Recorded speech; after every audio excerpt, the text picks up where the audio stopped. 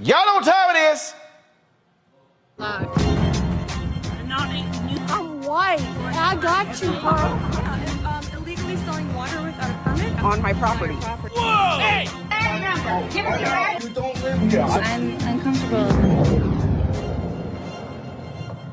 So today, Black correspondent for NBC, Shaquille Brewster, was live from Mississippi, where he was reporting on the hurricane.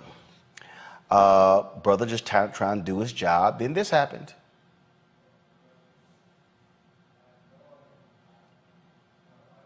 Hey. We're going to check in with Shaq Brewster just to make sure all is well. Some trees that have fallen, or at least limbs that have fallen. So they're going to go ahead and do that survey to make sure that they're okay. Craig, I'm going to toss it back to you because we have a person who needs a little help right now. Hey. We're going to check in with Shaq Brewster just to make sure all is well. There's a lot of crazy out there, a lot of crazy. And Bill Cairns, thank you as well. Again, we'll make sure Shaq's okay. And do that survey to make sure that they're okay. Craig, I'm going to toss it back to you because we have a person who needs a little help right now. Hey. We're going to check in with Shaq Brewster just to make sure all is well. There's a lot of crazy out there, a lot of crazy. And Bill Cairns, thank you as well. Again, we'll make sure Shaq's okay. I do want to note here for a moment, you probably saw or heard a few moments ago, one of our correspondents was disrupted by some wacky guy during his live shot there in Mississippi. Please report that Shaquille Brewster is doing just fine. Shaq is okay. I'm just saying, would have been white man down, white man down. I'm just saying, what would have happened? You just rolling, guys, pull the audio up a panel, y'all. That's when you drop the mic. I mean, because you saw how they were talking. You saw how he pulled the microphone out and put his hand in his chest. Yeah. That microphone would have been my weapon. I'd have hit him right upside his head. Right upside his head. And poor Craig Melvin ain't Roland Martin, so he can't say crazy ass white man assaulted, our reporter, and he called it wacky. No, he ain't wacky. He MF batshit crazy. What the? Yeah. Never mind. Don't get me on my soapbox about crazy ass white people but between COVID, the hurricane, and just pure ignorance, this has taken this up to a level. It's exponentially caused insanity. Exponential insanity. I mean, how dare that man? And praise the brother for keeping it together. But like I said, that microphone would have been upside that boy's head, and the next shot would have been of him laying in that water. Yeah, that would have been a little problem there. I'm just saying, you roll up on the live shot. I don't know if you carrying something or whatever. Somebody would have got popped in their mouth in Macongo. Most definitely, and look, these reporters, they're going to have to start carrying stuff. I mean, not, to protect themselves, a taser or something like that, some pepper spray or something, because in addition to what Dr. Malvo was saying about COVID and all of this other stuff causing people to just go nuts, we also got the Trump and Republican-induced hate towards the media. So, these guys were targets before COVID even became a thing. like with all of these issues going on, people are looking for folks to target. I feel really sorry for Shaq, but quite honestly, these guys are going to have to figure out, maybe they have a police detail with them or carry something, like I said, some mace or pepper spray, because they literally have to protect themselves, because this is happening all across the country. I remember I saw one journalist, a lady said, well, oh, are you from CNN? And the lady was like, no. She's like, oh, because if you were, I would spit on you. Like, seriously? You're going to literally walk up to someone and spit on? No, you ain't going to spit on me if I'm reporting. There's going to be a problem. And it's going to be just a matter of time if one of these reporters do drop their mic and just start swinging the mic, I'm saying. Hey, all I'm simply saying, Avis, look, don't get your ass whooped. I'm gonna tell you right now. Look, we were down in Atlanta for the Me X Swag Challenge, and there were folk who were rolling up on me, who were just trying to speak or whatever. And what gets me is this here, y'all. Okay, like when we're set up and I'm sitting in a chair with a bunch of cameras around me, I'm probably live. I'm just saying, it's a good bet that I'm live. And folks will come up and they want to talk. Like I had one brother who was he was a wrestler, and my man grabbed back on my shoulder. I was like, see, I mean we've had some close encounters with folks a few times, and so that situation, yeah, mic getting dropped, we assuming the position. Absolutely. It's got to go down. It's got to go down at that point. And, when you look at what's going on and this sort of huge uptick in violence by white people, let's just be very clear, is happening in various aspects of society. You're exactly right. It's happening with, reporters, but also we're seeing everything that's happening on airplanes, and I'm seeing reports about flight attendants who are having to take self-defense courses. At some point, when someone puts themselves in your personal space like that, you are completely within your right to protect yourself. That man coming in on him like that deserved to beat down immediately. Beat down first, ask questions later. I bet you that's a stand your ground state. So Shaq could have easily stood his ground and took him down. Yeah, I mean, and look. A lot of times you have folks, they have security and things along those lines. But again, I think what you saw there was just absolutely crazy. Folks, back to our Roland SMACKS Unfiltered video in just one moment.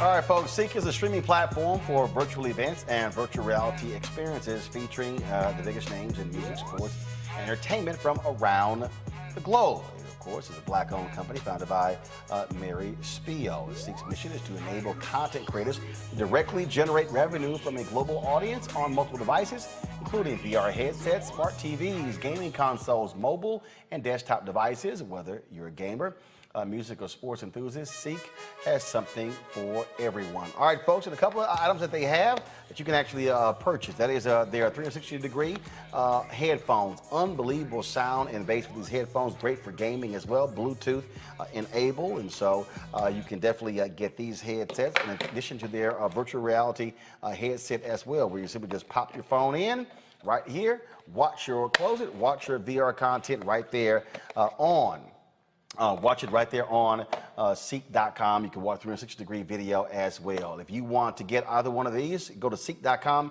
Use this promo code RMVIP21, RMVIP21, and that will give you a discount. And remember, when you purchase these headphones or even the VR headset, a portion of the proceeds comes back to us here at Roland Martin Unfiltered, Black-owned company, supporting another Black-owned company. Again, CEEK.com. What we're seeing, and I'm purposely wearing this mask, because this is one of the, the Dr. Clavon Gilman, he, of course, we've had him on the show emergency room physician out of Arizona. He posted this and said, these are these KN95 masks, bag of 60. He says one lasts him a week. You're all good. Ain't uncomfortable at all. In fact, this actually feels better than a lot of the cloth masks that I've actually worn before. And it is beyond me. It is beyond me to watch these people, Omakongo, who are absolutely out of their minds crazy. They're out of their minds crazy because, oh, this is just stealing our freedom, and this is just preventing us from living and being who we are. And I posted this over the weekend, and a lot of people commented they saw this on my Instagram page. Anti-masker Caleb Wallace dies after organizing Freedom Defenders Against COVID Mandates. So I posted this on my Instagram, and I'm going to read what I said, because I have no problem saying it. And then some people were like, oh my God, you're too harsh. That was unfair. And this is what I put. Now, there are about 2,700 comments on this here. This is what I said. Y'all want to see a dumbass? He refused to get vaccinated. He refused to get tested. Led anti-mask mandates. He touted freedom. Well, his ass free now. Free of life. This line from the story is heartbreaking. Wallace, who was 30, leaves behind 3 children and a pregnant wife. You've got to be a selfish idiot to do this to your wife, 3 kids, and baby on the way. Wow. Wow. Wow. A baby on the way as well. You know, they really think they're invulnerable. And I think some of these guys who act like this really, really believe deep down that maybe this is going to be a disease that's going to affect other people in some way, shape, or form. But how much more evidence and proof do we need that this is a problem? Look, I'm working in K-12 schools across the country. I was talking to somebody in Utah the other day. They're like, well, the school board is red, but the leadership in this school is blue, and they're fighting. Last year, when this was going on in the spring, we didn't put the kids at the bottom of these 2 elephants fighting right now, getting trampled. And so when we go back to the school examples that you were talking about, we are literally seeing these cases where schools are actually shutting down a day after opening. As a parent of 3 children who could not wait for them to be back into the classroom, I promise you, if I get a note saying that we're going virtual again, I'm going to lose my mind. The stress and the toll that this is putting on communities is incredible. Like, every parent is just waiting for that email the next day. And so we already got the real threat of COVID. And it's the COVID vaccine. It's not the COVID cure. Take the damn vaccine. We already have the real threat of that. But the other tiers that we have to pay attention to is the level of education that our children are losing, because when they got to be at home and they're not getting the best of services, and it's always going to affect us more, Black and brown people or people in poorer communities, and sometimes we make up to both categories in large numbers. And it's going to have extra large effects in the larger community as it relates to people not being able to go to work because they got to be home with the kids and so on and so forth. This is a health disaster, and it's an economic disaster, and as has been said, entirely preventable. People are leaving their wives and husbands and families and children behind over something that is preventable. It's one thing to not believe in the vaccine and take all of the precautions. But I hear what people say about your post being harsh, Roland, but I understand what you wrote exactly. Because not only was he against the vaccine, he was out there flaunting every single thing that could help people heal themselves. And a lot of us are just fed up with that type of attitude and behavior. So there's going to be a lot more people who are agreeing with you than disagreeing. Folks, back to that Roland Mark Unfiltered video in just one moment.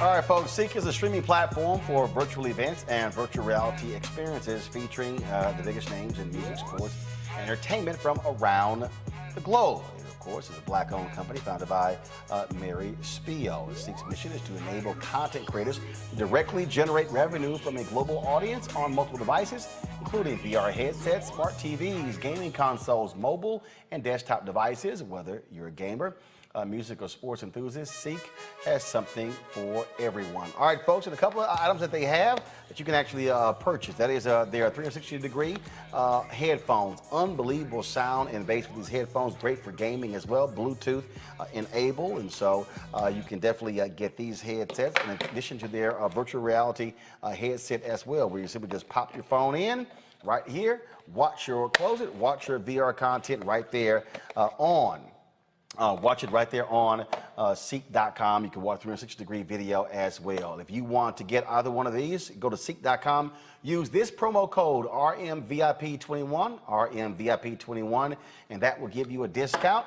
And remember, when you purchase these headphones or even the VR headset, a portion of the proceeds comes back to us here at Roland Martin Unfiltered, Black-owned company supporting another Black-owned company. Again, CEEK.com. I had to smack Axios around. They have the website, Monique, Robert, and Scott. They literally dropped this story on August 21st. He says, HBCU's identity crisis.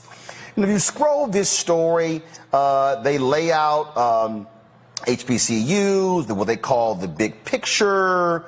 And then they quote a professor at Howard University where it says most black students choose HBCUs because they feel a sense of kinship with the college's culture and community.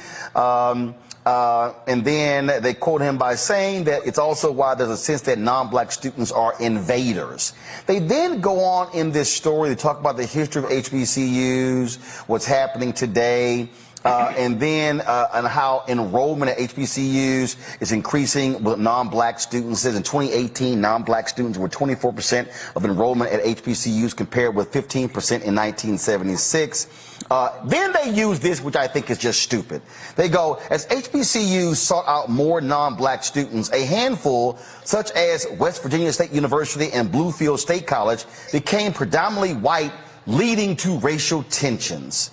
And so they quote a graduate of West Virginia State University, this guy, and talks about this tension, and then goes on to say, blah, blah, blah, okay, some other stuff. Okay, here's my problem with this article, how stupid it is.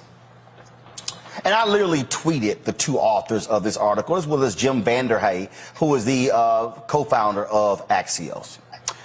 This article is stupid because they use as the example of HBCUs having identity crisis two HBCUs located in the state of West Virginia. Monique, Robert, and Scott. The black population of West Virginia is 3.6%. Not 36%, not 30.6%, 3.6%. Okay?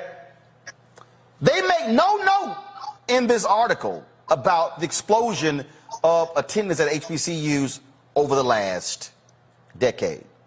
They make no mention that these two universities have been majority white over the last 20 plus years.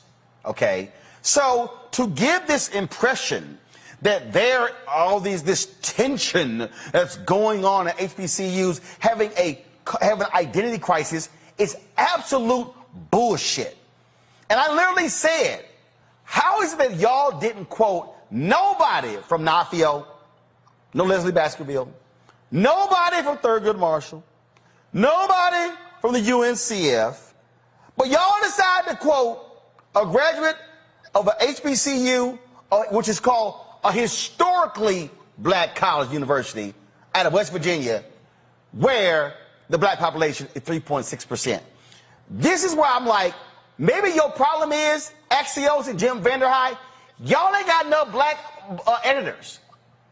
Maybe your problem is you ain't got enough black staffers who would have seen the story and say,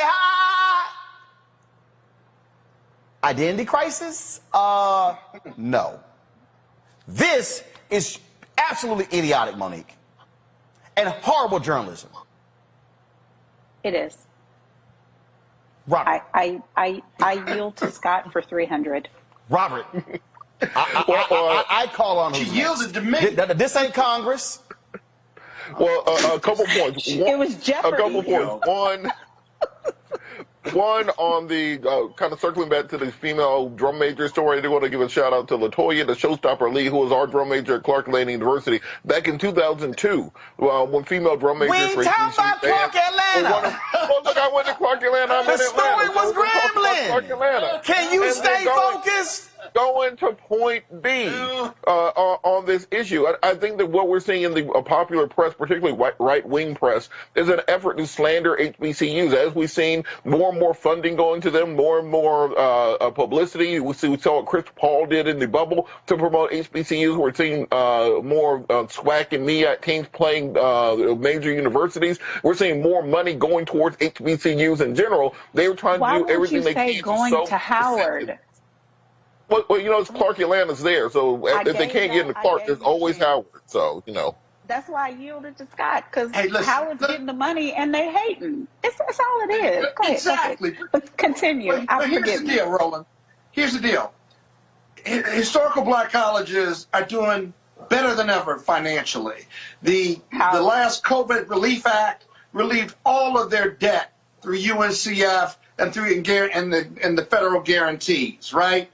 Private billionaires and multi-million and millionaires are giving more to historical black colleges because of the racial equity plans out here. We are experiencing a boom, and as a double HBCU graduate, Morehouse and Howard, my only response to that article is, we good, right? But remember one thing, we have never excluded any person of any other color, which is why we're historical black colleges. We've never excluded anybody. Morehouse 10 years ago had a white valedictorian. And so that article is rooted in ignorance. And as someone who sits on the board of my alma mater, as secretary, I know the facts and the statistics well. And so they could have interviewed me. They could have interviewed you. They could have interviewed Dr. David Thomas or the president of Howard University, but they didn't. So they weren't looking for truth. They were looking for a story to back into it. They backed into this bullshit. I just have a problem you writing a story saying, go back to it, HBCU's identity crisis, and written by Shauna Chin and Marissa Fernandez. And I literally tagged both of them in my tweets to Jim Vanderhei saying, this is a bullshit story. And I got a problem with the story.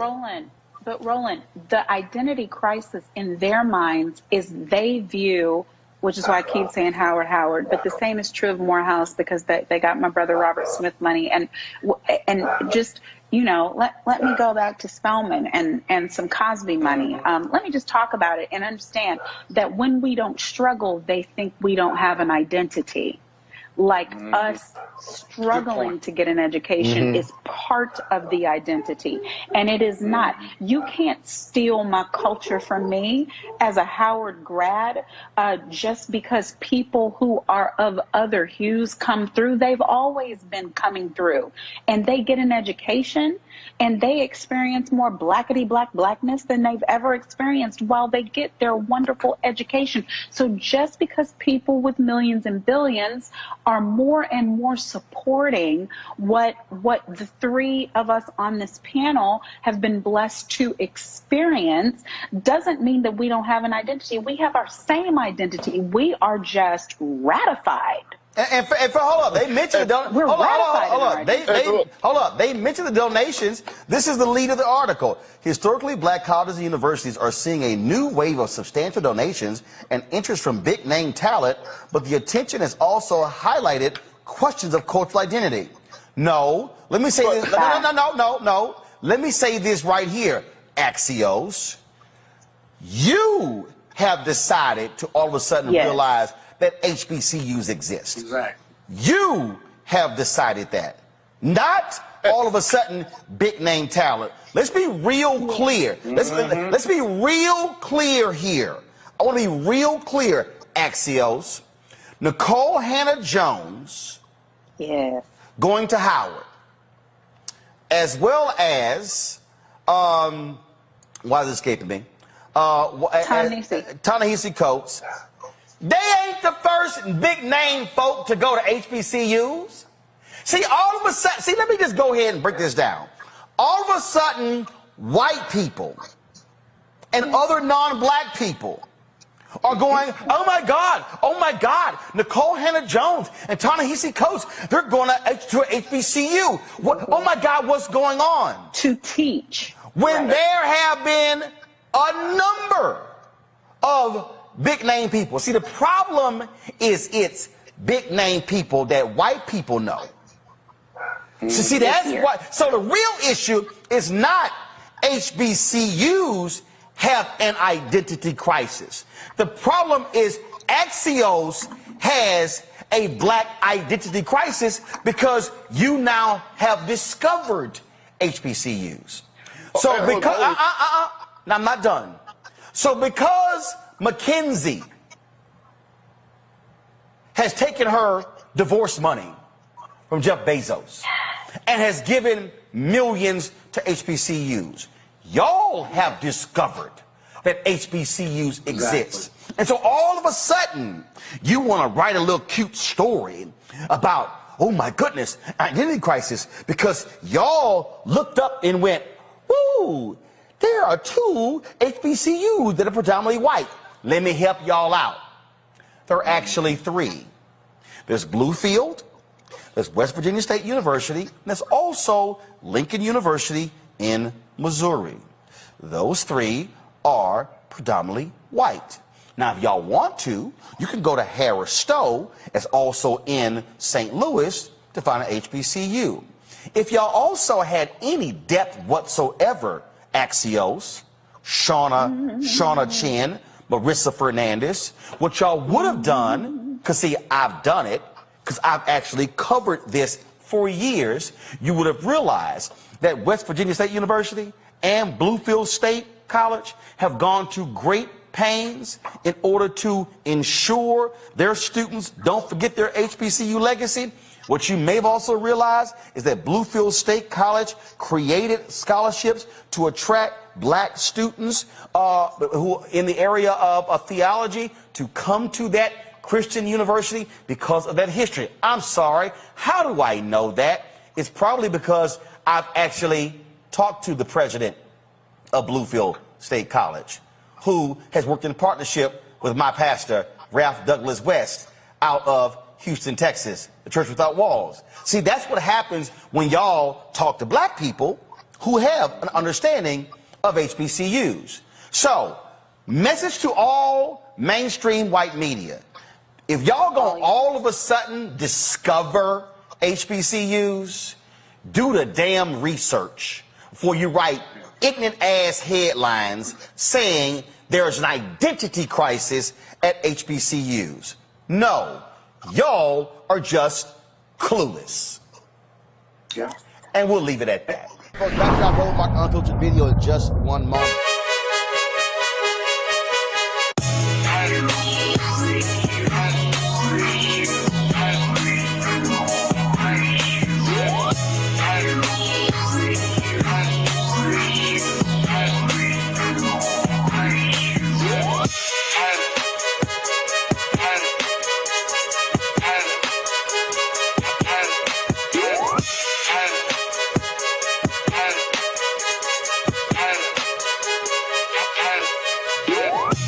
CEEK.com is a black-owned company founded by Mary Spiel, a virtual reality company where you have the content where you can really see some tremendous virtual reality video. Of course, you can do so with this VR headset right here, where you just simply pop your phone in, and then, of course, you pop it on, and then, of course, you can experience that 360-degree video in virtual reality. You can look at a lot of the great content of other artists that are on their site as we speak. You can also listen, with these amazing 360-degree sound Bluetooth headphones. And of course, I know Scott hates it, but the gold ones, I certainly match my Alpha attire.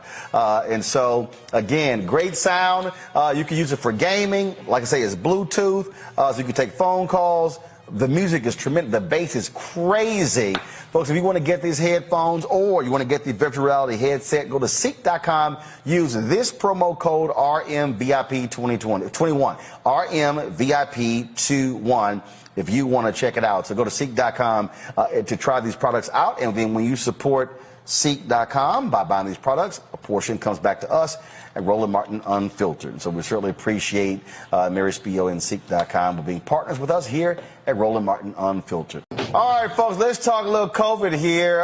Joe Rogan, of course, on Spotify, man, he was sitting here going off, talking about COVID and the vaccines. Last week, he was angry that venues were requiring vaccine cards by folks as proof had the vaccine, and said he was just outlandish. Well, he dropped this video today after coming off the road. Feeling very weary. I had a headache, and I just felt run down. And just to be cautious, I separated from my family, slept in a different part of the house, and throughout the night, I got fevers and sweats, and I knew what was going on. So I got up in the morning, got tested, and turns out I got COVID. So we immediately threw the kitchen sink at it, all kinds of meds, monoclonal antibodies, ivermectin, Z-Pak, prednisone, everything. And I also got an NAD drip and a vitamin drip, and I did that 3 days in a row. And so here we are on Wednesday, and I feel great. I really only had one bad day. Sunday sucked, but Monday was better. Tuesday felt better than Monday, and today I feel good. I actually feel pretty fucking good. That's the good news. The bad news is we have to move the Friday show in Nashville. It's going to move to Sunday, October 24th. So that will be the new Nashville date. My apologies to everyone. Obviously, there's nothing that I can control. It is what it is. Crazy times we're living in. But a wonderful, heartfelt thank you to modern medicine for pulling me out of this so quickly and easily. And my love to all of you. Thank you. Bye. So, Robert, he threw all kind of meds at it, thanking modern medicine. He was trashing Fauci. He was sitting here. He was trashing all of this. He was, oh, how dare these venues require people to have vaccine cards? Now your ass got COVID. Look, or there's got to be, like, how is all that stuff easier than just getting the shot in the first place? Like, I'm trying to understand this. You can either A, get 2 shots and not have to worry about it, or B, you can take horse tranquilizers, experimental antibodies, drugs, drip, and almost die overnight. And then, like, how is that easier? Like I'm a lazy person, so I'm going to do the easier thing. So I got that today because that seemed to be a far easier thing than throwing the kitchen sink at it. This entire thing has just shown that America is living in an idiocracy. Imagine being in a country that is so advanced and so well financed that you can tell people, here is the cure to the disease that kills people, and they will say to you, nah, I ain't gonna take it. I don't want the cure. But what the hell kind of sense does this make? And the thing here, Monique, first of all, you can be vaccinated and still get COVID.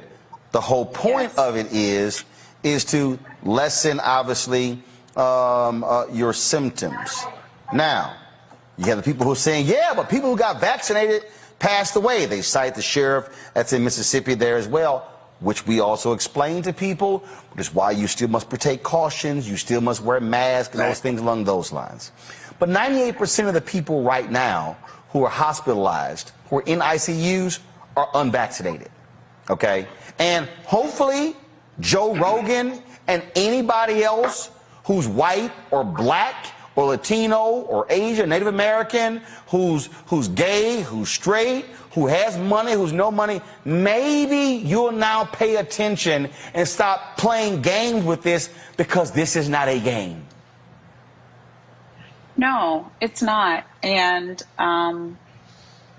even the 5 or 10 things that he said he did in order to attack it right away, I'm hoping that our folks who are watching, and I thank you, Roland, for just being so consistent and fastidious with covering this pandemic and giving our people the best medical information possible.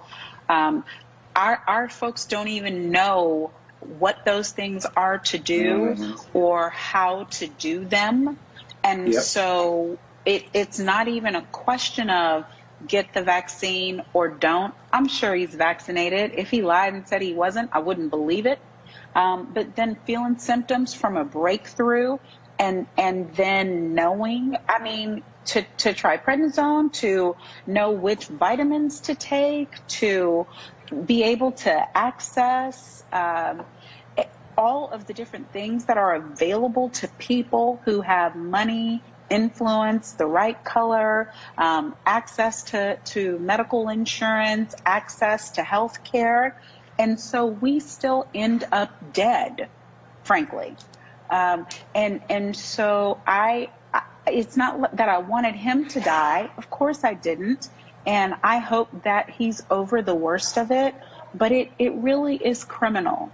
It really is criminal for people who are affluent and of a certain means and station in this life to push out their you don't need whatever kind of views onto people who can't even fathom the types of things they have access to when they're in a pinch. And that particular point right there, Scott, is important because for a lot of people who aren't making $100 million from your Spotify deal, all the stuff he described, they can't afford all that. It's so misleading, and it's just fundamentally wrong. But when you look at his video purposely avoids talking about the dangers of COVID. He said, oh, I had one bad day. Oh, it wasn't too bad. I was better, and they pumped me full of drugs and stuff. He sounded like Donald Trump, if you will, that he was triumphant over it, and therefore it was okay. It wasn't too bad.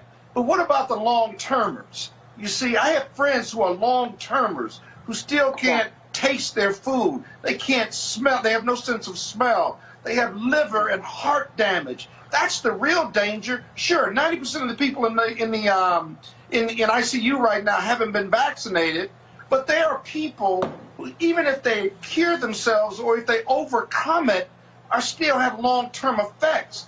That, in many respects, is more dangerous because you're going to have a lifetime of long-term effects as opposed to being in an ICU and dying from COVID. They're both just as bad. And I just think it's just unbelievably sad and cruel that these leading voices on this platform, this media platform, are spewing this negative filth, and 49% of Americans who live in this incredible country are not getting vaccinated, are catching COVID, making life miserable for the rest of us, and we won't make it, this government, Democrat or Republican government, I don't care, won't make it an obligation, won't make it a requirement to be vaccinated, for kids to be vaccinated, for adults to be vaccinated, when you have over 500,000 people have died from it. You can read anecdotally, but this science is real. It's real. Yeah. And yet we kind of are dumbfounded as we walk around with COVID and hold on to our First Amendment rights. It's a compelling state interest, health, safety, and welfare. We can impinge on our constitutional rights when you have that compelling state interest. It's time to do it. They've got a new variant right now called Mu, that they're monitoring right now, which is spawned from the Delta variant, they think, which was spawned from the original COVID-19. This thing may never go away so long as we act like this. All right. Thank you, Scott.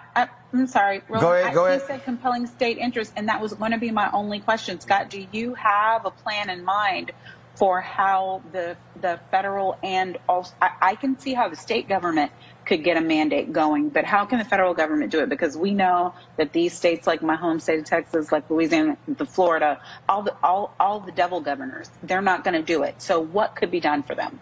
So the federal government, the same compelling state interest under the U.S. Constitution, they can still impose that federal mandate on the states and penalize them or withhold funds if they don't accept it until the case can go to the Supreme Court. That's very doable. But we do it for polio. We do it for smallpox. Yeah. We do it for driver's licenses. We do it for all of these things to impinge on our constitutional rights.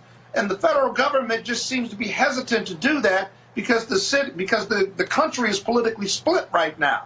And I get that part, but eventually, how many people are going to have to die? How many long-termers are going to tax our healthcare system before we wake up and say we must infringe on your First Amendment rights and you must be vaccinated because science works and all your political bullshit doesn't? Your political bullshit kills. And it's a bottom-line proposition, and it never stops being that. Well, Scott, I think also we have to look at whether steps are going to be intercessant to that, because many of these MAGA people, they're waiting for a reason to start a civil war. So I think Joe Biden's very cognizant of the fact that the minute that you put a national mandate in place, we saw what happened on January 6th. Imagine that happening in every state capital. I think what will happen first is you have to start icing these people completely out of society. I know nobody likes the idea of a vaccine passport, but look, it's my birthday. I want to go to a concert into a venue. Everybody who's in there should have to show their vaccination in order to do so. If you want to board a plane, you should have to show a proof of vaccination, because you using your First Amendment rights should not impinge on my individual freedom to be able to go see Frankie Beverly and Mays. I don't need to think that I should be punished because of your bad decisions. Yeah. Wait, Robert, are you saying did it's your you birthday say for real? ice the MAGA people? Is it your I just want to birthday? make sure I heard that. You can ice them, you said? Yes, Monique, it is. Yeah, you got to ice them out of society in general. Robert. Happy birthday. That's not the point. The point is, you got to ice these folks out of society so we can all reopen and get back to doing normal stuff. You're not going to use your 11 millimeter to do that. I just want to make sure. You mean politically ice them, right? Yeah, we mean that you have to stay home. You get to stay home. The rest of us go outside. Exactly, man. It's unbelievable. It really is. It's just unbelievable. Are you singing? You're letting her sing on your show, Roland. You would never let me sing. I'm here for it. This is why me and Monica road dogs. It was mostly just an example of how as women, it doesn't matter what you're saying. We can just keep on going. Happy birthday to you. Well, at least you're singing the right version. You're singing the right version. Yeah, I sang the whole other version while you talked. You didn't hear any of it. Happy birthday, Robert. God bless you. Happy birthday, we love baby you. boy. We love you, youngster. Keep no on question keeping about on. it. How old are you? Keep hope alive. I stopped counting. I think 37 or 38, somewhere around there. You're a damn lie. But you go on. I'll let you have that one. But happy birthday anyway. How real? September 1st, 84. Hey, Roland, let's pivot. What's the next topic?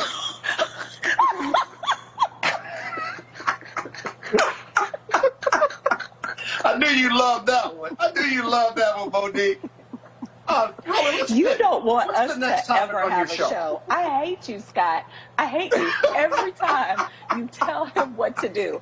Our hopes of our own time is further and further away. He's not amused. He's not amused. I know he isn't.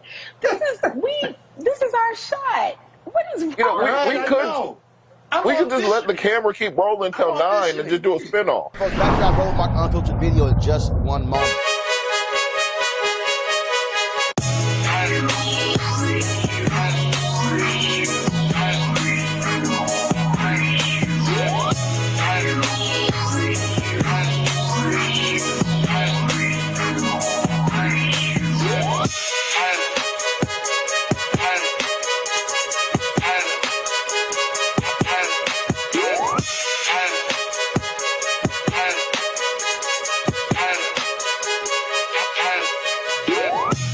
CEEK.com is a black-owned company founded by Mary Spio, a virtual reality company where you have the content where you can really see some tremendous virtual reality video. Of course, you could do so with this VR headset right here, where you just simply pop your phone in, and then, of course, you pop it on, and then, of course, you can experience that 360-degree video in virtual reality. You can look at a lot of the great content of other artists that are on their site as we speak. You can also listen with these amazing 360-degree sound Bluetooth headphones. And of course, I know Scott hates it, but the gold ones, I certainly match my alpha attire.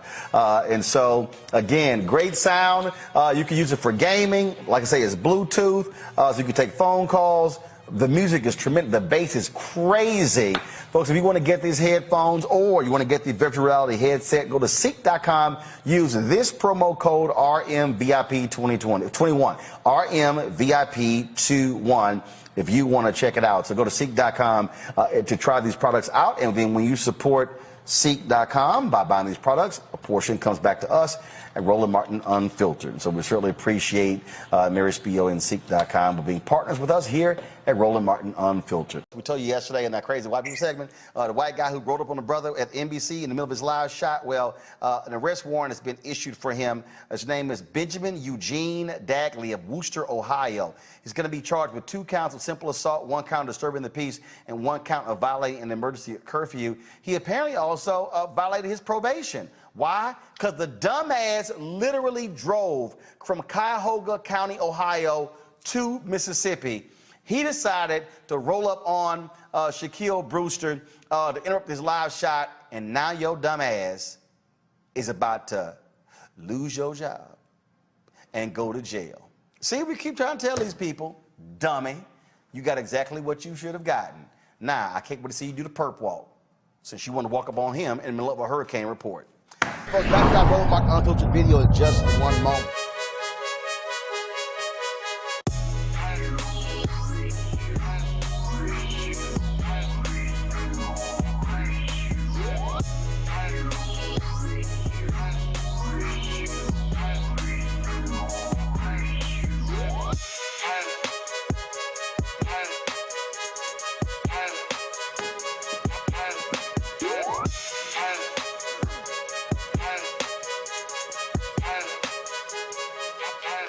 All right, fam, folks, at CEEK.com, virtual reality, of course. You can check out the content at CEEK.com. The company is black-owned, founded by Mary Spio.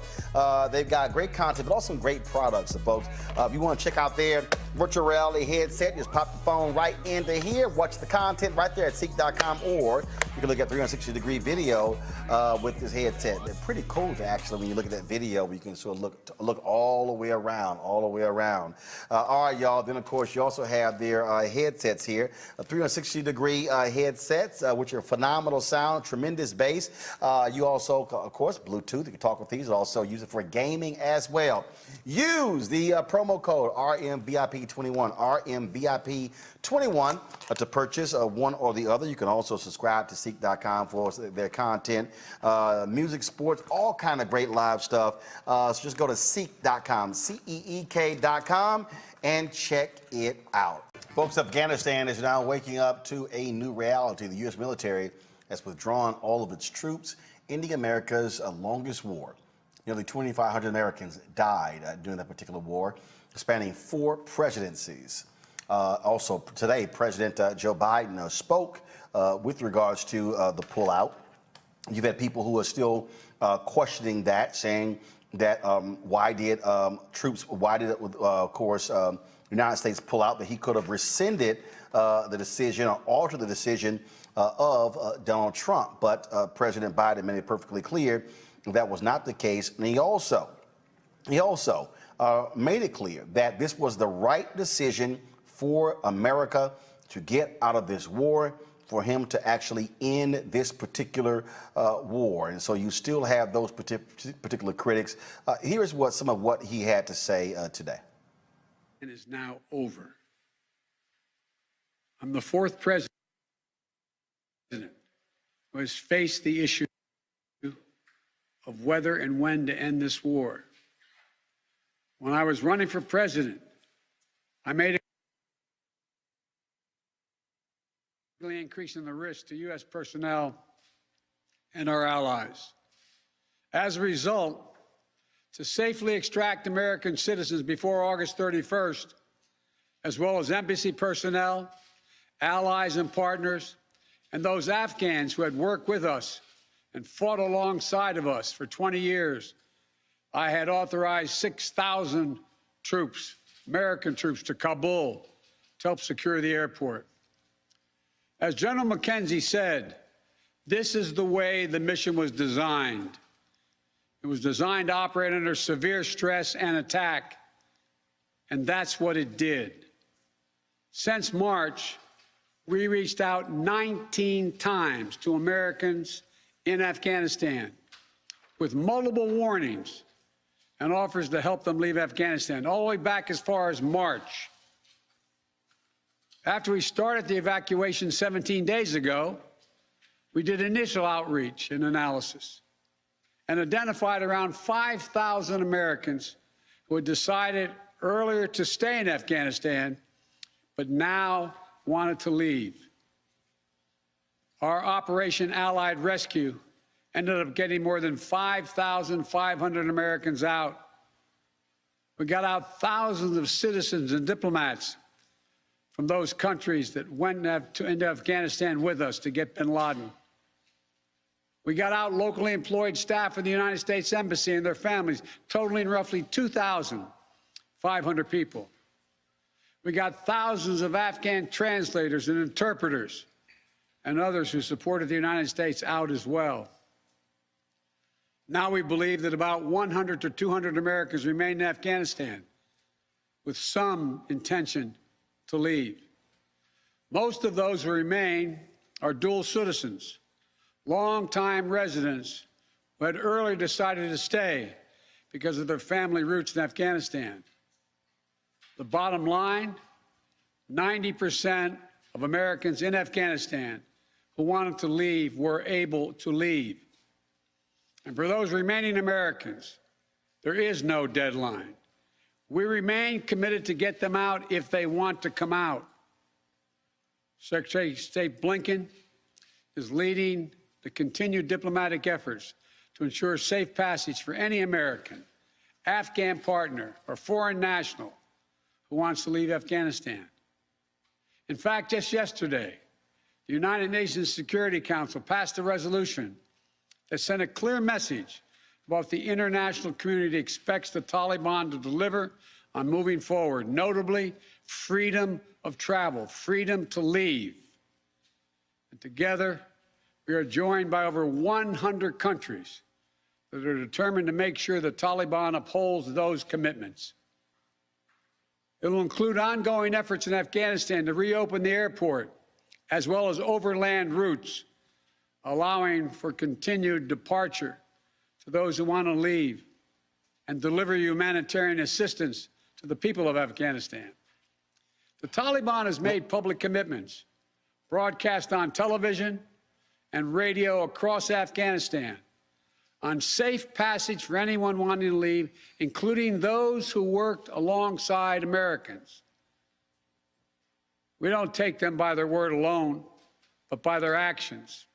And we have leverage to make sure those commitments are met. Let me be clear.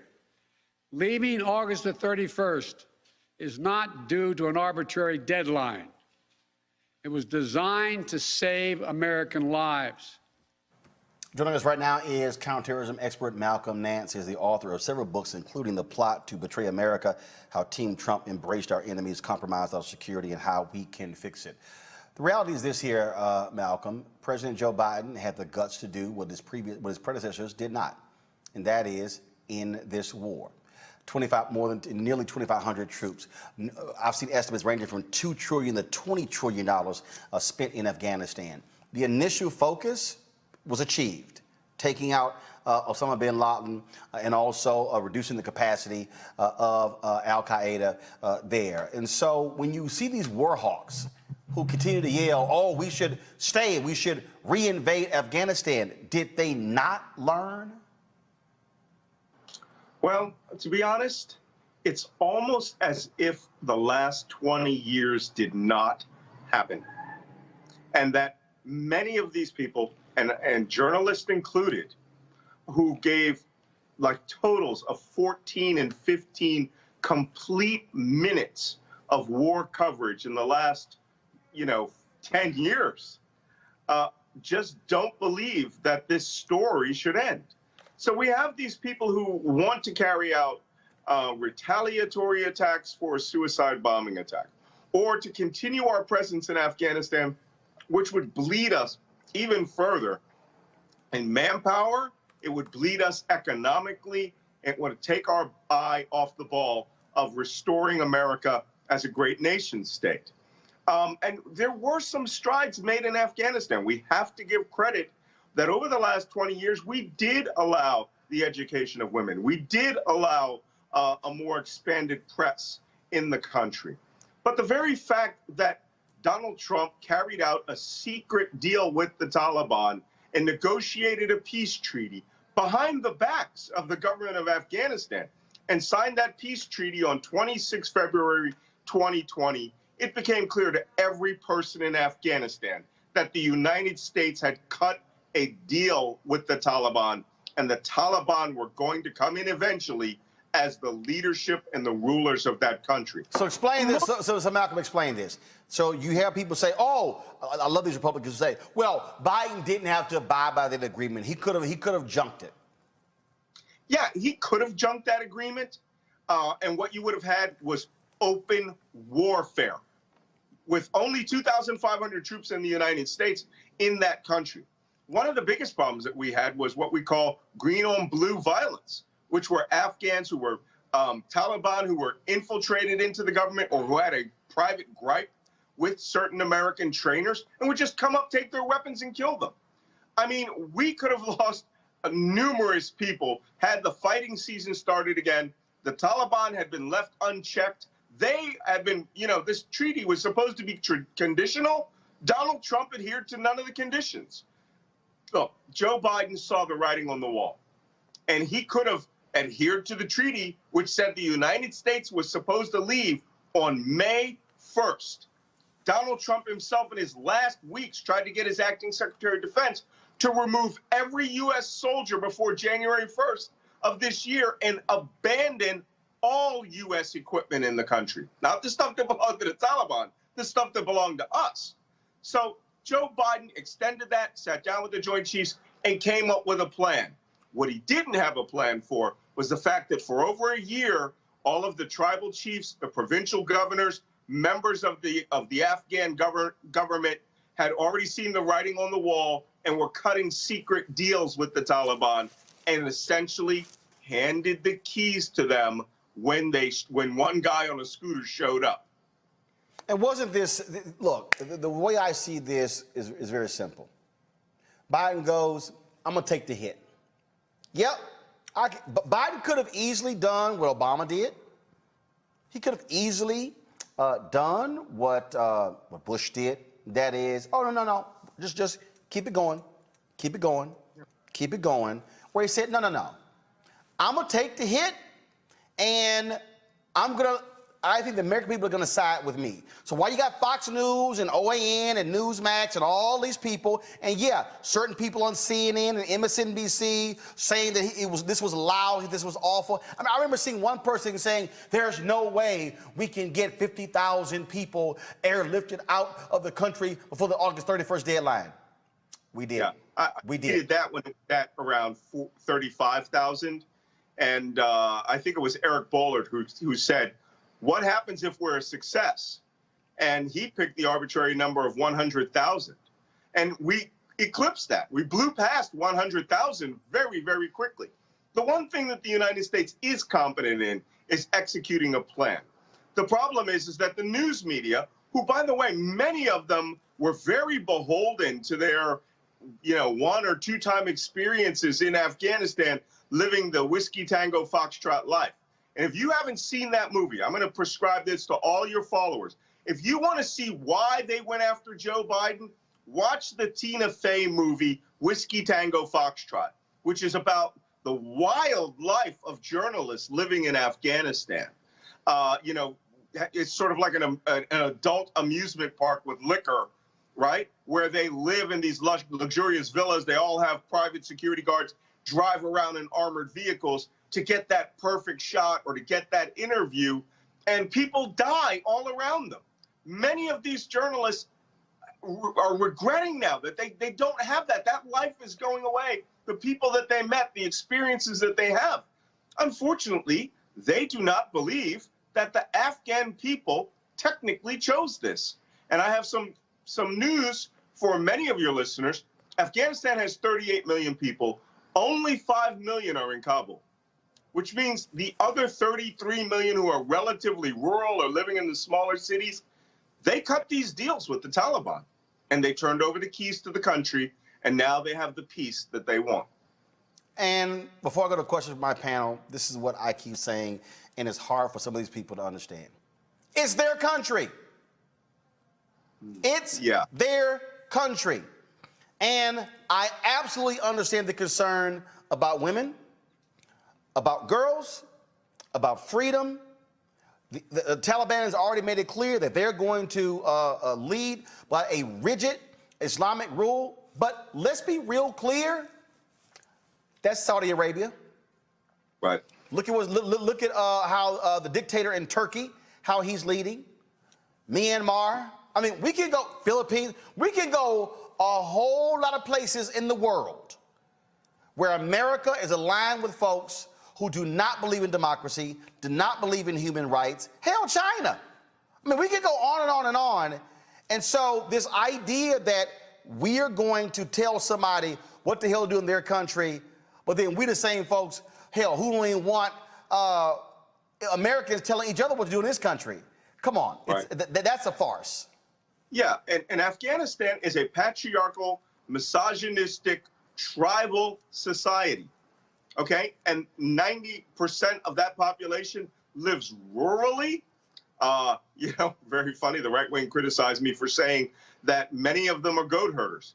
Most of them are goat herders. I mean, this is a rural society that is agrarian. You know, they live on basic subsistence. But you know what their key subsistence is? Islam, as they want to practice it. Islam, as they see it. They are conservative. They are fundamentalist, right? But what they want is they want their cultural norms to be adhered to without a 2,000-pound laser-guided bomb dropping on their head, accidentally wiping out their village or destroying a wedding party with an AC-130 gunship. It's regrettable. But those deaths were principally because we decided that, you know, we would work towards the goals we established, which were not particularly compatible with the average person in Afghanistan. So they spent this last year choosing who they wanted to rule. Questions from my panel. Mustafa Sadiq Ali, your question for Malcolm Nance. Malcolm's good to see you. Yeah, I was blessed that both my family and friends made it back home safely after fighting in Afghanistan. I'm curious, what are one or two of the lessons that you think we should take away from the engagement there? So, you know, I'm an old spy, so I have some very specific things that just drove me absolutely crazy because I speak Arabic. And when I went there the first time in 2002, the reason that I got through to so many of the walis, right, the senior male leader of the village, tribe, or family, is because I could pray in Arabic. I could speak Islam. Yeah, I mean, I could speak Arabic to them. I could read the Quran in Arabic. I could sing nasheeds in Arabic, which they view as the pure language of the Quran, or the pure language of the Prophet. So it opened immense numbers of doors. The very fact that we have to evacuate tens of thousands of translators shows that for 20 years of war, our people didn't even learn their language. So we have a very soft bigotry of culture. We do not care about the cultures we go into. We want to bring our culture on top of it. You know, we want to teach kids not just to eat chocolate bars, but to drink Rip It, concentrated caffeine drinks and things like that, and create this expectation that they will become a mini United States. Many of the neoconservatives and the politicians who invaded Afghanistan and Iraq, especially Iraq, thought they were going to recreate Germany or South Korea there. It takes 5 minutes on the ground to realize you're never getting there. This is not a place where a Marshall Plan could build them up economically and you could change their culture into being, freedom-loving, small d Democrats. These people live tribally. They defeated Genghis Khan and Alexander the Great and the British twice and the Soviet Union with their interfamilial tribalism. So instead of bringing that and investigating the human factors to determine why we were considered bad, laser-guided bombs, and why the Taliban were considered acceptable, Muslims working towards a cause they could understand, well, then we essentially just fought that war 20 times over. And the worst part is no one read a book about Vietnam, which was the exact same thing. Brianna, your question for Malcolm Nance. Yes, thank you so much for having this conversation. It's very vital with our world expanding. And you've touched on great points. I don't remember Donald Trump flying one Kurd to safety. He let Turkey slaughter them, and they were our allies. They served with our troops, and there was no outrage from that. But Biden has safely evacuated more than 100,000 Afghans at this point. And I'm saying, let's take score. As it stated, Trump had a year to get the civilians and allies and diplomats out of there, but not one peep. He did it, for the Nobel Peace Prize, wasn't serious, and now Biden comes in and takes control of it. And, while we work to end our presence safely, we can't abandon the women and children of Afghanistan.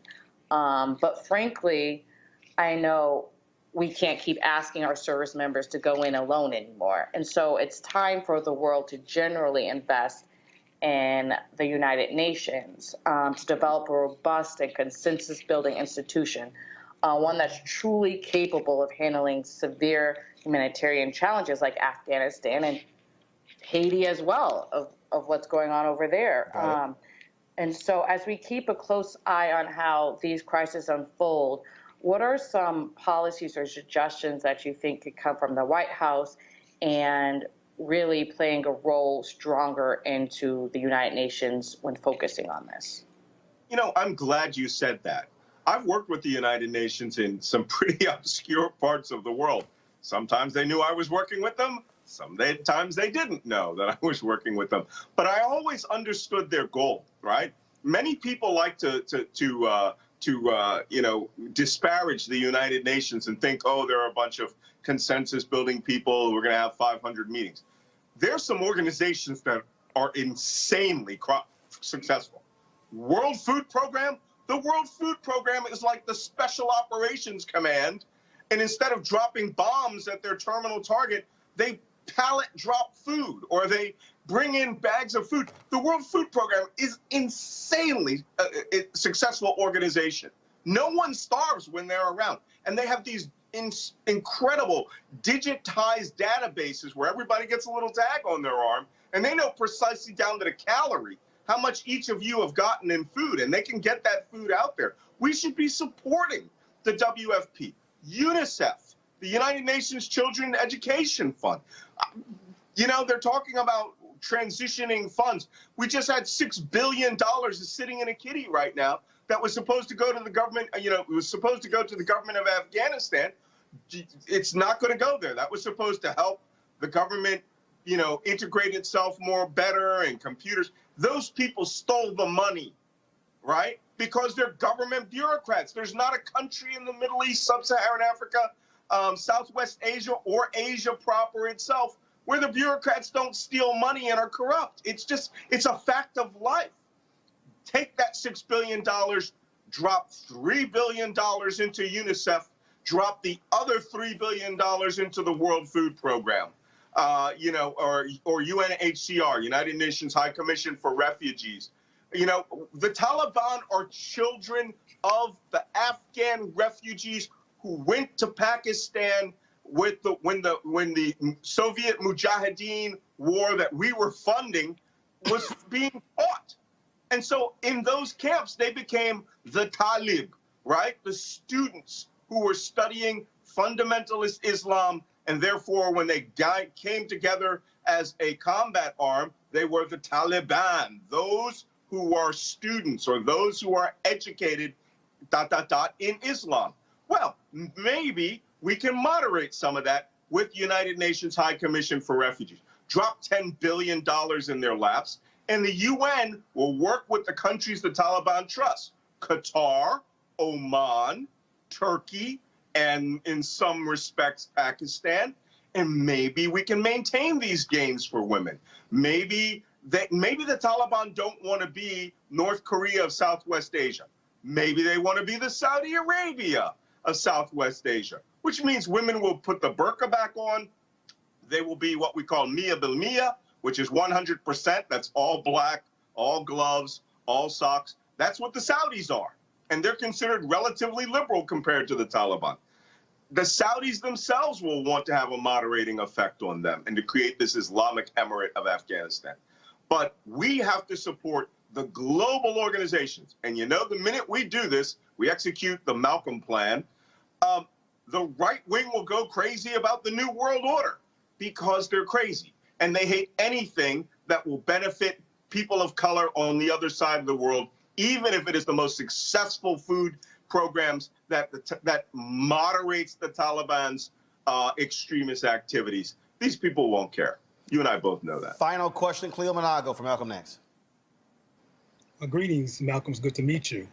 Hey, before September 2001 at 8:46 a.m., most of us had not heard of the Taliban. They weren't a household word to us. I've been told that they're a terrorist organization. I've also been told that before 9/11, this country, I think it would maybe have been the younger Bush, had invested in the Taliban and given money to the Taliban. And I'm trying to find out from you, my question is this true? Is it true that the United States had collaborative financial, in particular, relationships with the Taliban before 9/11 and did not consider them terrorists then, but they became terrorists in name after 9/11? Yeah, this is where you have to block out history by decades. Because what I'm going to do is I'm going to clarify some of the timeline.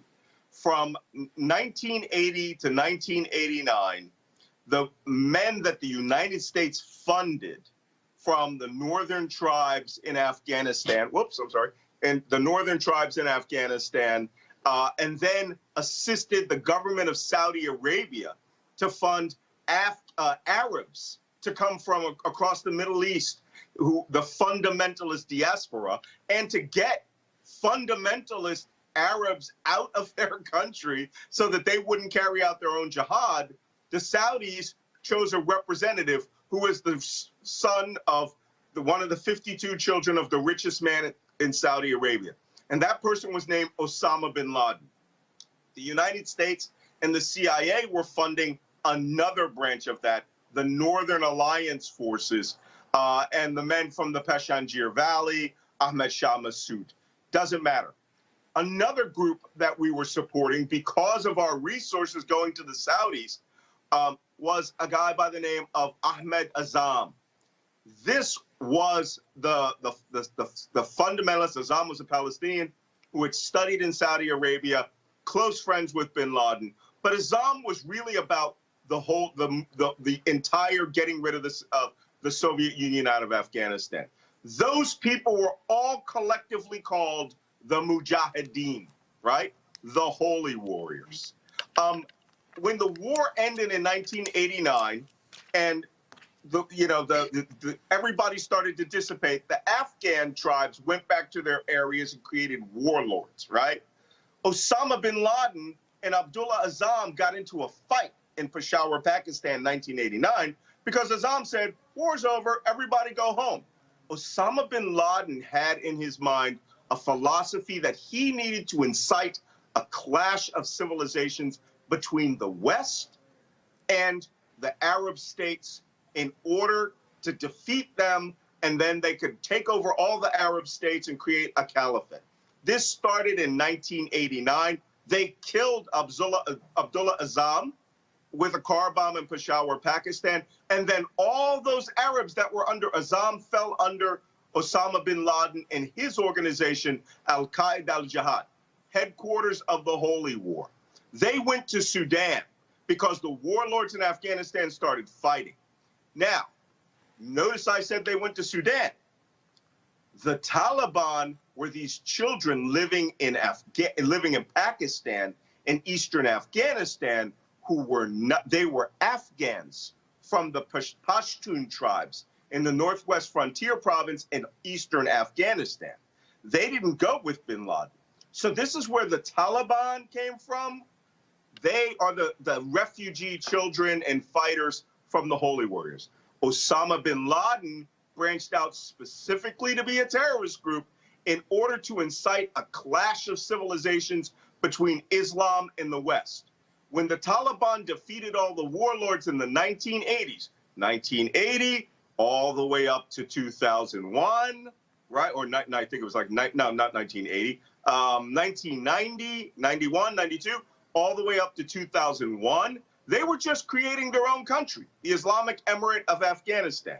But because they revered bin Laden, he was a fighter, he had money, he's a Saudi, they let him come and stay in their country, run their armed forces, and they didn't understand that this man intended to attack the United States mainland directly in order to get the United States to invade Afghanistan. And his incitement was called the September 11th attacks, the holy month attacks. That was 9/11. Bin Laden wanted us to invade Afghanistan so that he could do to us what he did to the Soviet Union, which was break us politically and economically. And arguably, he's done that. Malcolm Nance, have not seen you a lot on MSNBCs. That's why I called you. I said I need to get your perspective. There are very few black people out here breaking this whole stuff down from a counterterrorism perspective. We certainly appreciate you joining us, folks. One of Malcolm's books, you see it right there, and that is The Plot to Betray America. Folks, be sure to get that. Malcolm, thanks a lot. Just remember, Roland, black spies matter. Absolutely, I agree. Folks, back to our Roland Mark Unfiltered video in just one moment.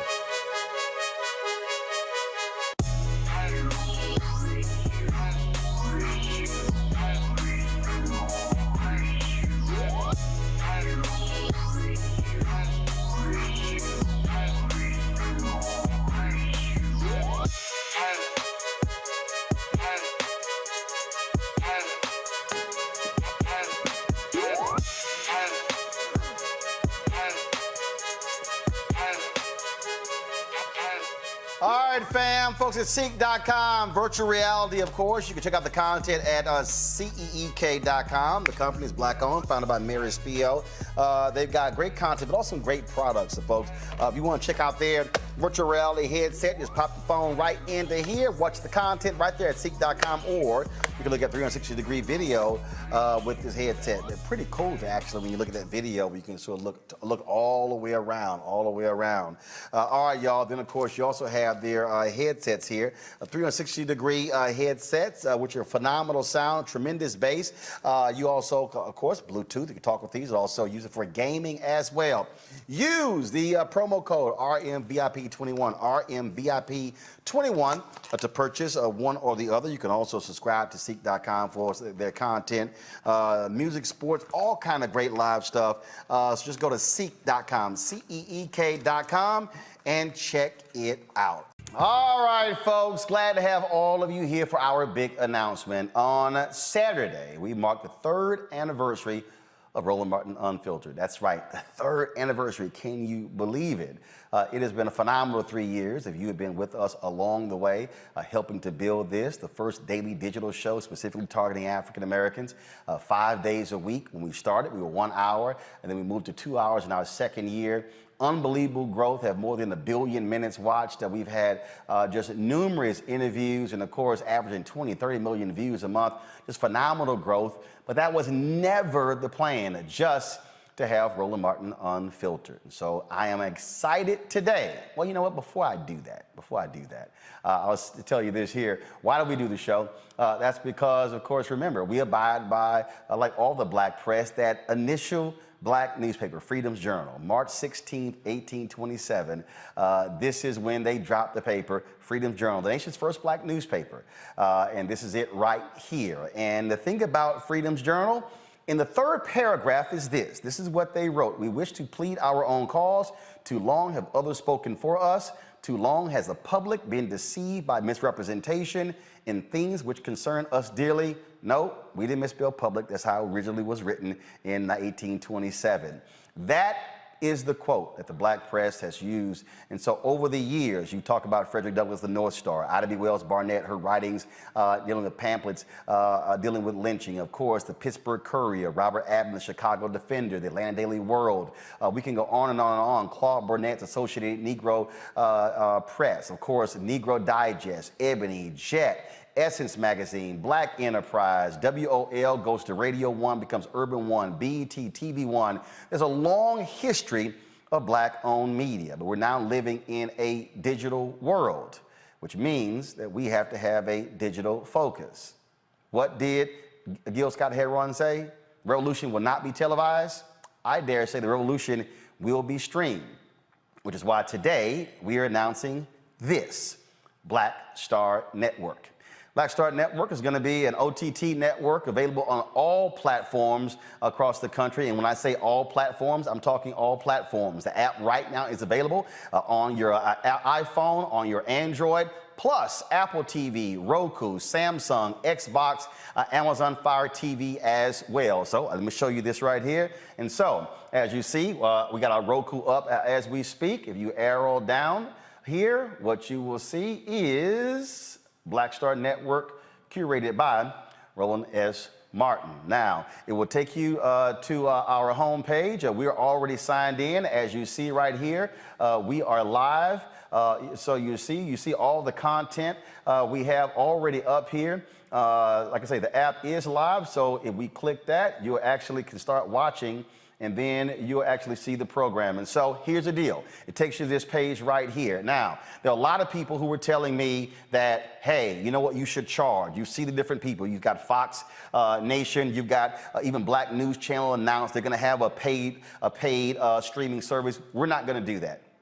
And again, people told me I should have, but the reality is a lot of our people simply cannot afford to pay for a streaming service. And so we purposely chose to keep this free. We purposely chose for people to be able to access our content. That's what we've done with this show as well, which is why your support for our Bring the Funk fan club has been so critical, because you've been able to give us the opportunity to be able to provide the content to our audience for free.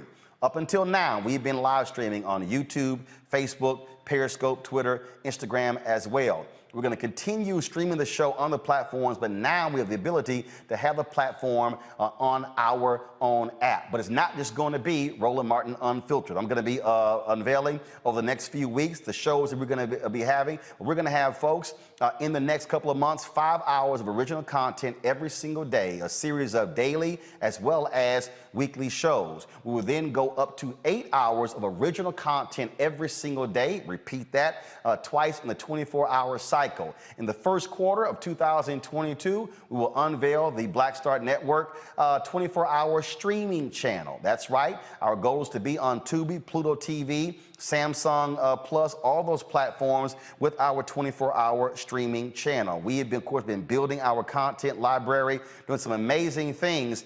And the first interview that we're going to drop on Black Star Network, it will go up on Saturday morning.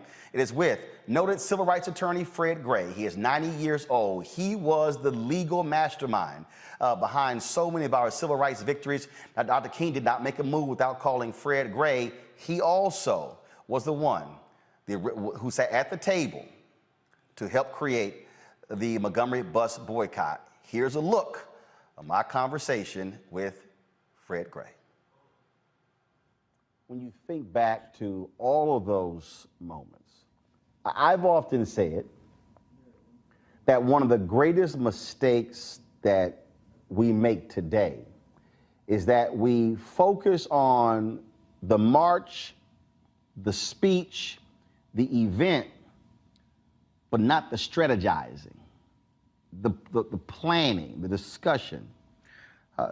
Talk about that, what that was like to be in those conversations in the back and forth, whether it was King or Lowry or Marshall or all different players, Wilkins and Whitney Young, everyone, as they strategize and walk through and visualize and bounce things off, and you're there as the lawyer navigating that as well, how vital the strategizing was in the movement. It was very, very important. And let me tell you about the Montgomery bus boycott, because I'm almost the only person who was in the inner circle of the planning of the Montgomery bus boycott. I think there's probably only one now that's left other than me. And that one was one that ended up getting out of the movement before it was over and going on something else. So of those who stuck with it, I'm just about the only one who's there. Let me tell you how the plans were made, and most people didn't know about it even then, and they were a part of it in connection with keeping people off of the buses. Well, we all realized that at some point we're going to have to file a lawsuit to declare the city ordinances and state statutes unconstitutional. However, it takes a long time to do a lawsuit. You can do it, you've tried, you got 2 or 3 appeals, take 2 or 3 years. And if you're going to tell people immediately that you got to stay off of the buses until the lawsuit is resolved, they say you whistling Dixie. All right, folks, again, you're going to be able to see that full interview on Saturday on Black Star Network. Now, if you're watching right now, folks, you can actually download the app right now on your mobile device. You can download it on your Apple TV, on your Roku, any of your devices. Now, we were just in Los Angeles doing a variety of interviews because we're also going to be having a weekly one-on-one show called Rolling with Roland. One of the folks we talked with in LA was my man, Jeffrey Osborne. Here's a sneak peek of that conversation. When did the damn woo-woo song just become like stupid crazy? You know what? It was so funny because that song was written by, I wish I had written that song, by the way. You ain't lying. Yeah, I bet you do. It was written by a couple of friends of mine, Bruce Roberts, Andy Goldmark, and it was called You Should Be Mine. And I recorded it. I came home, and I'm playing it around the house, you know, and my daughter was 3. Tiffany was 3 years old at the time. So I'll tell you how long ago. Yeah. And she kept walking by singing woo-woo. And she said, Dad, I love that woo-woo song. And I'm like, you can barely talk. That's not the woo-woo song. It's called You Should Be Mine. No, it's the woo-woo song. No, it's You Should Be Mine. No, it's the woo-woo song. So I'm fighting with a 3-year-old. So I called the songwriter and I said, my daughter says, this is the woo-woo song. And they said, well, maybe she's right. So they kind of named it the You Should Be Mine, but in parentheses, right. It's called the woo-woo song, right? Wow. So the record company, before it was released, they were sold on this song. They was like, oh, this song's a hit. So they went out in the street with microphones in the city and had people sing woo, woo, woo. And that was part of their campaign. And people were going crazy over just singing, can you woo, woo, woo? And that song just blew up. And from then, now people are calling me the woo-woo man. I'm like, what? Right, you know, Jeff, that's the woo-woo man. Right, it's a woo-woo man, exactly. But that song, man, even still today, I go out and people sing, they love it. And the worse they are, the more fun it is. It don't even matter how good you are or how bad you are. Then people started showing up at the concerts knowing I was going to go. They were showing up with instruments. Guys were sitting out with saxophones. Are you serious? I'm serious. I'm serious. They got up with a saxophone. One guy had a flute. I'm like, what? It's like, I'm going to get my moment. Yeah, exactly. It's crazy. Oh, okay. Now that's wild. It was wild. Yeah, people just started showing up with instruments. One lady had a tambourine. Just wanted to play the tambourine. I'm like, this is not an audition. This is... Had you ever done a show and you didn't sing it and they were mad as hell? I don't think I've ever not sung that show. So as y'all can see, you can actually see, boom, the network, the interview right there live as we're broadcasting the show on Black Star Network. Now, remember when I went to Ghana in 2019? We were there for 10 days. We shot some amazing stuff. Well, COVID greatly impacted us last year, my Ghanaian crew. We have been busy this year finishing up the project. We're putting together a 10-part series that will air exclusively on Black Star Network. You now get the first peek at the sizzle reel of 1619 to 2019, the year of return. You read about it in history, you know, you talk about it, you see it on our side, you know, of the United States, but to actually come here and see where this story of slavery started and connecting the dots is just a wow factor for me right now.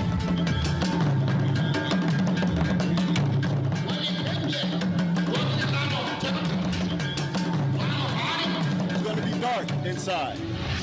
You might not see too much, but you're gonna feel everything. Just imagine to see prisons in the yard in the United States. A lot of us, if we're real honest, what is required in 2019 going into 2020 is simply for us to be reprogrammed from what they taught us needs to be removed and extracted. It just doesn't make sense that the richest continent in the world should be inhabited by the poorest people of the globe. Part of that is by design. Self-hatred has been a very tragic part of our whole existence. And I'm not blaming anybody for it, but if you look at most characterizations of being of African descent in the world, it's with these kind of tags. I always say, you're gonna do a lot of shopping. They go, oh, I don't think so. And then they come, so they brought limited reserves, and then they spend all their time running to the ATM because they see all these clothes they want and fabric they want. It's overwhelming. I've been here for 8 years, and I'm still taking pictures out of my car because it's a feast for the eyes on any given day. The kind of opportunities you have in Africa, you don't have those in America. The kind of money that you can make in Africa, very few of you would have that opportunity to do that in America. Cordy, who was working for the Congress in the United States, she has started a waste management company. She's the #1 here in Ghana now. She looked at dollar signs in trash. There it is. What used to be jeans. Used to be jeans. Is now a huge rush. In Ghana alone, we have a 2 million unit deficit in housing. 2 million. 2 million.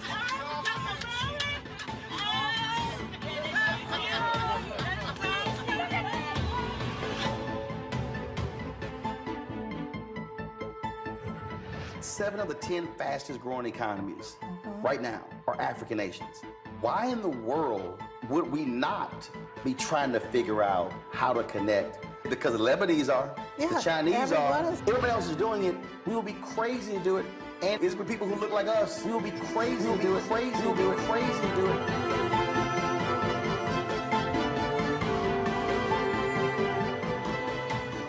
And one of the issues that we have when we're streaming on Facebook, YouTube, and Periscope, Instagram, that we're limited in doing what we call pre-rolls. And so when we have advertisers who want to actually run spots, well, we have to go through all these different hoops. Now having our own OTT network, we can actually integrate commercials like this into our programming. Of course, we partnered with Coca-Cola for the MEX Swag Challenge. We're going to be attending 3 HBCUs with 8 HBCU games with them this year. We'll be at the Magic City Classic in Birmingham. We'll be at the Bayou Classic in New Orleans. And of course, the Celebration Bowl in Atlanta in December. And so for the advertisers who we're talking to, we'll be able to do this on Black Star Network.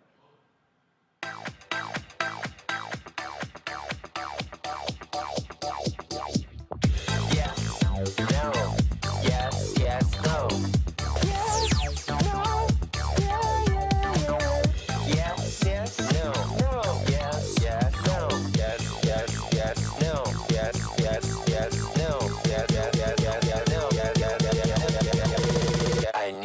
try it first.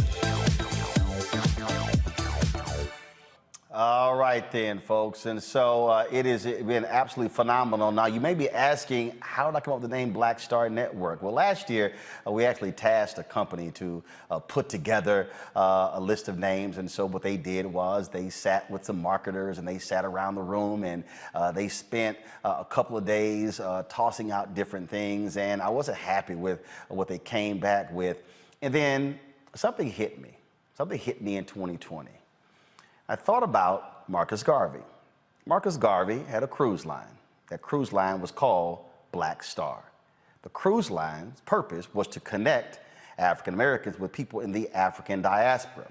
Of course, when I went to Ghana in 2019, I had an opportunity to actually visit the Black Star that's in Accra, Ghana. This gate was built by Kwame Nkrumah, the first president of Ghana, and it was revealed. And so I got a chance to go to the top of the gate and actually take this photo on top of the gate, which is exactly what we did. And so I was thinking about it and I said, that could be a very good idea. Black Star Network. Not only because of that connection, I also wanted to be able to say, what are we about creating Black Stars with our digital platform? Okay, folks, let's go ahead and show it.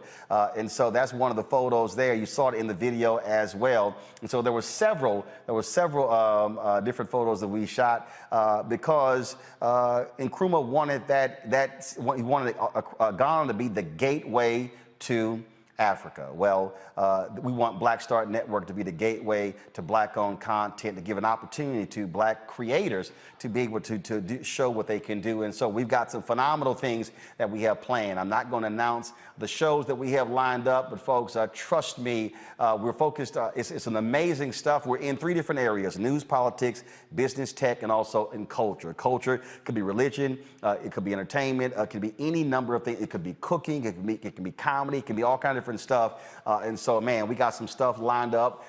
And so we're going to be unveiling these shows over the next several weeks. And so I really look forward to it. I can already see. So what happens is, as y'all are signing up, I get notifications of people who are signing up. And boy, I tell you, the emails are just going and going and going. Y'all are signing up right now. And so while you're signing up for the OTT channel, also, you can also subscribe to our YouTube channel, Black Star Network. We also have all of our social media handles ready, so you see right there. Those are all the social media handles. You can go sign up right now to our Black Star Network Facebook page. You also have our Black Star Network YouTube page. Twitter, we couldn't get all black in there with Star and Network, so Twitter is BLK Star Network. You can also go there. You can also see our Instagram page. And so all of those pages are already there. I want every single one of you who already follow me to follow all of those different accounts as well, because we're going to be pushing out some great, amazing content, folks, with this particular network. And again, it is 100% Black owned. This is an opportunity for us to be able to speak to our issues, for us to be able to really have the kind of content that's needed. And by having the OTT network, again, we're not limited by what we're doing right now on YouTube, Facebook. And so I dare say for all these advertisers out here who keep saying they want to support Black-owned media, now is your shot. Now is your shot to actually support. I had people who were saying that, well, you know what, you're streaming on those platforms. We really could do business if you had your own. This is my own. Now you have no more excuses to say you can't support what we are doing. As I said, we're putting together our 24-hour streaming network. I'm going to do something here. So, Henry, why don't you go ahead and do this here? Y'all, we're here in our new studios. Y'all seen the shot of our control room. And so we're building this whole thing out. And so I'm just going to give y'all a glimpse of what y'all are seeing right now. You're seeing the backdrop. And so I'm just going to give y'all just a sense. So you see the colors here. And so these are all glass offices here. When we unveil our new studio, hopefully next week, all of these offices will be lit. And so all of this is actually being built out as we speak. We're actually having a set. That set is being built right now by an Alfred brother who's, of course, in set designer, Hollywood set designer, teaching at Howard University. That's being built as we speak, will be installed next week. Then, of course, you have our set, our new set that's over here that you've been seeing me as well. And so we have been working on that. We got the Leroy Campbell art piece. You see that as well. And of course, we're going to be, all of that is going to be all designed. And I told you just the other day, we actually have, of course, the Black-owned drape company that installed our green screen. And so we got that as well. So a whole lot of things happening here at Roland Martin Unfiltered. Now, Black Star Network as well. And so what you'll have to understand is that we've been working real hard over the last 18 months. A lot of people we've been talking to, working with, again, on this whole deal. People who've been working with us on economic strategies. We've been looking at doing crowdfunding. We've been talking about all of those different things. I sort of held off on that because we really wanted to build this thing proper. Dwayne McKnight with the Marathon Fund, we've been meeting with him on, again, finances. How do we actually build this out economically? But y'all have been so critical because it's your resources that have been helped us to be able not to have to go out and give away equity for a small amount of money. We've been able to build this thing very methodical over the past 18 months. And so that was always the plan. And you got to understand who also saw this. My wife, Reverend Jackie Hood Martin. When I had my 40th birthday, she was asked the question, it was in the video, she was asked the question, what will Roland Martin be doing by the time he's 50? And she said he will have his own network. Remember, I turned down the deal at TV One in 2018 after News One Now was canceled, and I was 49. We launched Roland Martin Unfiltered on September 3rd, 2018. I'll be 53 in November. We were building this for the future, and I can't wait to unveil the stuff that we have. And so it's going to be fantastic. Y'all have played a huge part in it. And so we want you to tell all your friends, all your family. They can download the app. They can now watch our content on their television. A lot of our seasoned saints, you don't have to see them try to get them to figure out how to use their phone. If they have Apple TV, if they have Roku, if they have Amazon Fire TV, if they have Samsung Tizen, if they have Xbox, they can now watch Black Star Network and Roland Martin Unfiltered on all of those platforms. Folks, back to our Roland Martin Unfiltered video in just one moment.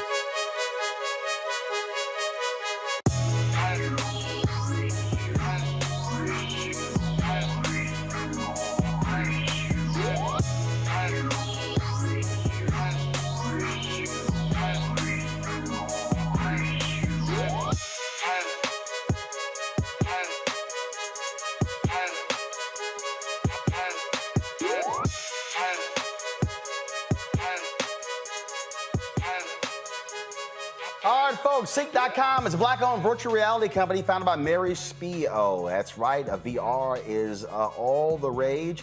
The ability for you to be able to actually be immersed in the space to feel what's going on. Imagine being at a concert and you're watching the concert, but you're actually in the seat in the concert. And so that you can able to see that great videos and all kinds of different things on CEEK.com. Using their VR headset, you simply just drop your phone right into here. And again, you're able to then immerse yourself in the experience right there. Also, of course, they have these great headphones right here, the 360-degree headphones. You can use this for gaming. It's Bluetooth. You can talk on them as well. The bass is tremendous. I love jamming these when I'm on airplanes.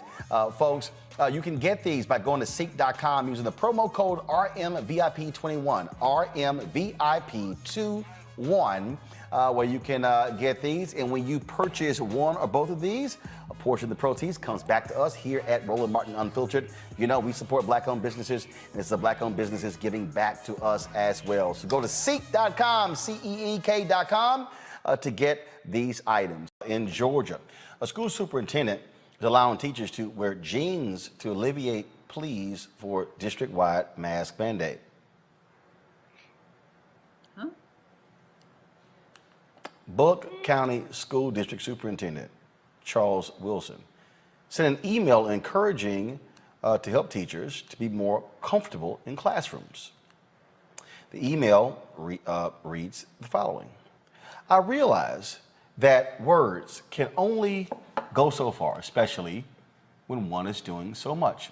But I still have to reach out and say thank you for all that you are doing for our students and for each other. Everyone fights their own battles, but all of you are angels and heroes to our children, and they need you. Please remember that. I talked with principals today, and we all agreed that though it is a small gesture, you would enjoy the liberty of wearing jeans for the next month. Wilson wrote, so by all means, please enjoy your jeans throughout the month of September and the rest of August. The email offended teachers, citing rising COVID cases, the need for a mask mandate to protect students and staff. Hundreds of students in the district tested positive for COVID in the first 3 weeks of school. Masks are currently optional in the school district, and exposed students can still attend school as long as they are asymptomatic. So, Julian, I'm confused. He chose jeans over this. I'm just trying to understand. I'm just trying to understand what's more comfortable. I mean, first of all, this mask is not uncomfortable, but I dare say that if it felt like my chest was caving in and I couldn't breathe, that might be a wee bit uncomfortable. You know, this is hilarious. It is beyond hilarious. I mean, I don't know who this man is. I don't know how he became a superintendent. He needs to give his credential back and go someplace. I mean, this is just the craziest thing I've ever heard. First of all, the reason why teachers dress professionally is to show students, to be role models for students. And the teachers want mask mandates because they want to be safe and they want their students to be safe. So what does this idiot do? I mean, so you can wear jeans? I mean, what is the point? I don't get it, but I just find it repugnant that someone who's an educator and a theoretical role model would come up with such a stupid, not trying to curse on the air, but you know what I'm thinking. Just a stupid directives. So no mask, but you have jeans. That's not an even exchange. I mean, that's simply not an even exchange. I mean, I don't get it. I am an educator. That's what I do.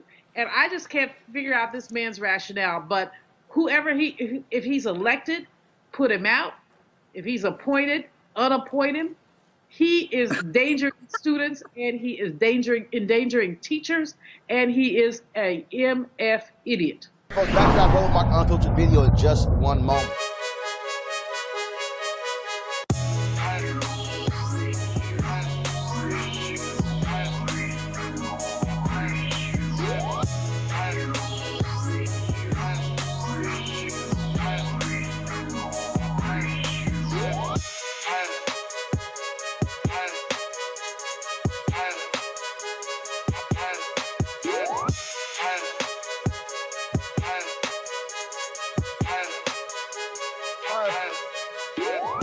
All right, folks, CEEK is a streaming platform for virtual events and virtual reality experiences featuring the biggest names in music, sports, and entertainment from around the globe. It, of course, is a Black-owned company founded by Mary Spio. CEEK's mission is to enable content creators to directly generate revenue from a global audience on multiple devices, including VR headsets, smart TVs, gaming consoles, mobile and desktop devices. Whether you're a gamer, music or sports enthusiast, CEEK has something for everyone. All right, folks, and a couple of items that they have that you can actually purchase. That is their 360-degree headphones. Unbelievable sound and bass with these headphones. Great for gaming as well. Bluetooth enabled, and so you can definitely get these headsets in addition to their virtual reality headset as well, where you simply just pop your phone in right here, watch your VR content right there on Watch it right there on CEEK.com. You can watch 360-degree video as well. If you want to get either one of these, go to CEEK.com.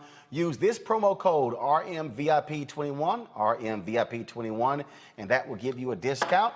And remember, when you purchase these headphones or even the VR headset, a portion of the proceeds comes back to us here at Roland Martin Unfiltered, Black-owned company, supporting another Black-owned company. Again, CEEK.com.